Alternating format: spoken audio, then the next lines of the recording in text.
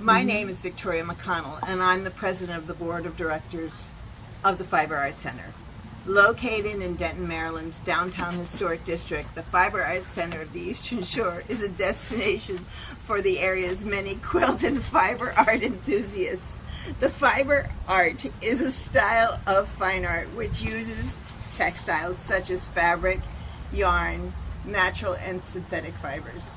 Example of fine arts techniques include weaving, knitting, crochet, quilting, embroidery, applique, rug hooking, felting, braiding, macrame, lace making, flocking, tapestry, basketry, and other textile arts. The Eastern Shore has its own unique heritage, surrounded by water on all sides with fertile fields in between. We share a rich and diverse history. With respect for that common past, honor to our present artists, and an eye for passing our legacy to future generations, the Fiber Arts Center aims to tell a story of the Chesapeake and its people through our rural tradition of fiber arts. In order to enhance and expand the digital storytelling efforts started by a previous marketing grant with the Eastern Shore Heritage, we are very happy to be presenting our first set of interviews with 3 talented fiber artists in this Fiber Arts Creative Oral History Series.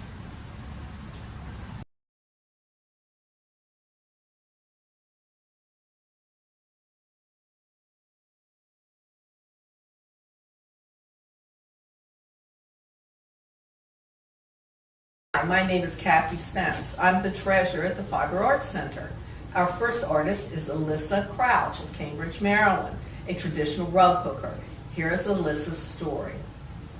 I'm Kathleen McCullough with the Fiber Arts Center of the Eastern Shore, here with Elissa Crouch, who is going to share her 30-year journey in traditional rug hooking. Is it called rug hooking or rug making? Traditional rug hooking. Okay, great. Did I say your first name right? Yes, perfect. Elissa. Okay, great. Thank you for having us in your home today. My pleasure. Can you describe traditional rug hooking and what makes it different from other methods of rug hooking or rug making? It's traditionally just using scraps of wool.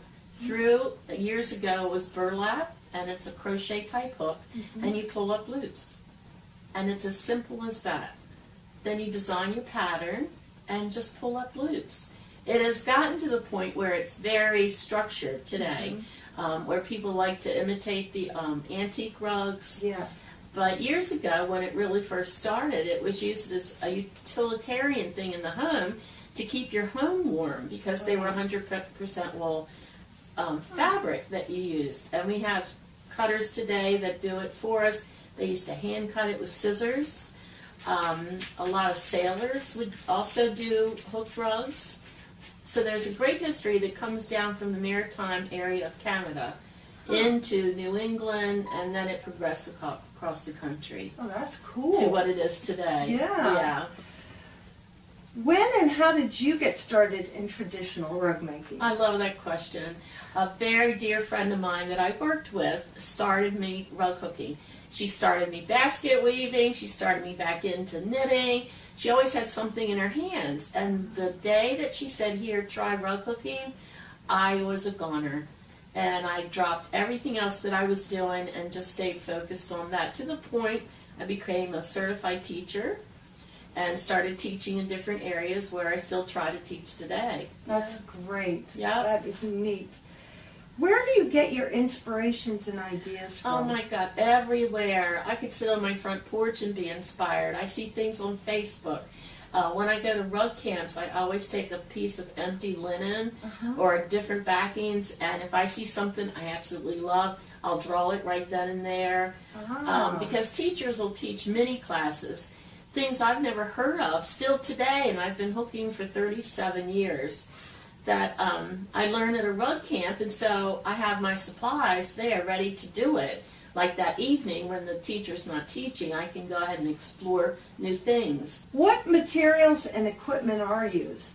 Okay, so I have a frame here, and it has grippers on it that make my surface taut. Right. And this is a 2x2, which is 100% cotton. I've used linen, and I've also used rug work. So on my frame, it makes the holes a little bit more open, so it's easier to pull up the strips of wool with a crochet type hook. Right. And this is 100% wool flannel. Wow. And that's what I do floor rugs with. And you can do all kinds of different widths of this. So you can see how fine that is. And then I have one here that's a lot bigger. Oh, yeah. And then there's even women that they call it hand torn. Mm-hmm. And usually it's a more primitive style. So you cut the wool, literally ripping it, and then you hook with it. Wow. And of course, then your hook size changes because Right. I call this a harpoon. See how big that is Yeah. compared to this? Yeah. Oh, my So it God. opens the fiber up to a bigger hole where this will come through smoothly. Yeah, gotcha. And then you hook it as high as the width of this is. Mm-hmm. So does that make sense? Yes, yes. And then of course the little one would be very short. Would you use the thicker pieces in background? You can. You can? And that's the beauty of rug hooking. That brings what you love into the art form. Uh-huh. You can do anything you want. When I went to teachers' workshops, they give you all these great guidelines, but that doesn't mean you have to do it. Right, right. And so this rug is going to be a fine cut, What's that? which is smaller. Uh-huh.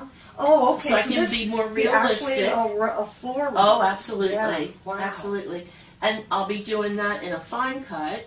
And then the background I've been doing in a little bit wider because that's where it really takes the abuse. Yes. And it yeah. also feels really good to walk on. I'll like bet. that.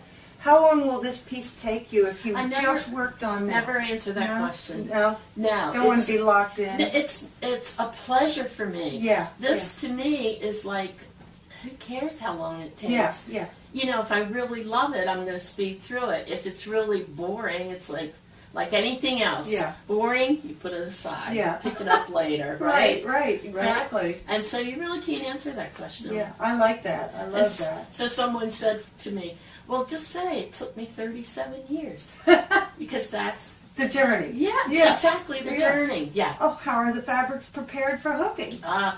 So that's another whole aspect of rug hooking Mm-hmm. is you can start out with recycled wools, 100% wool flannel, and I'm Uh-huh. really specific about that.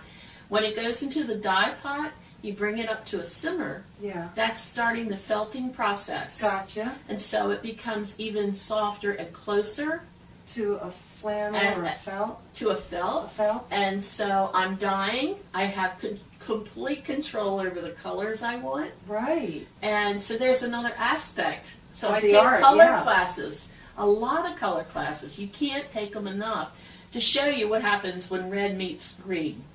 Because that's what happens in my dye pot. What happens if you have like a wool jacket? Would you, an old wool jacket? I rip it apart at the seams. I throw it in the washing machine. Uh-huh. Sometimes there's animal eggs in there. Yeah. And you want to kill all that. And so I wash it with detergent and let it go through the whole washing cycle, and then I throw it right in the dryer. Right, right. So now, not only do I have a real nice tight flannel, my rugs are 100% washable.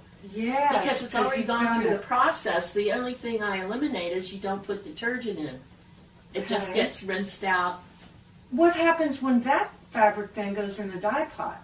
Let's say it was gray. Could you? Gray's a hard color to overdye, Mhm. but these dyes can be so intense that you get just magic happening in the dye pot. That's neat. It is really neat. It's fun to teach that part too. Let's see. And how would a beginner get started?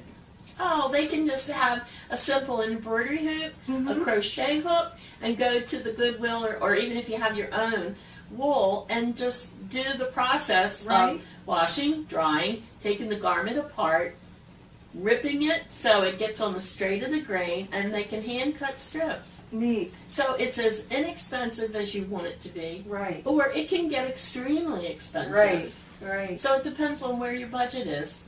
And if you were doing like a wall hanging, Yeah. you can hook anything. You can hook ribbons, sari ribbon, grosgrain ribbon. I've hooked with Easter grass. Huh. I've hooked with wig hair. Wow. So acrylics. Yeah. Now that's in a wall hanging because you're Yeah. not going to walk on it.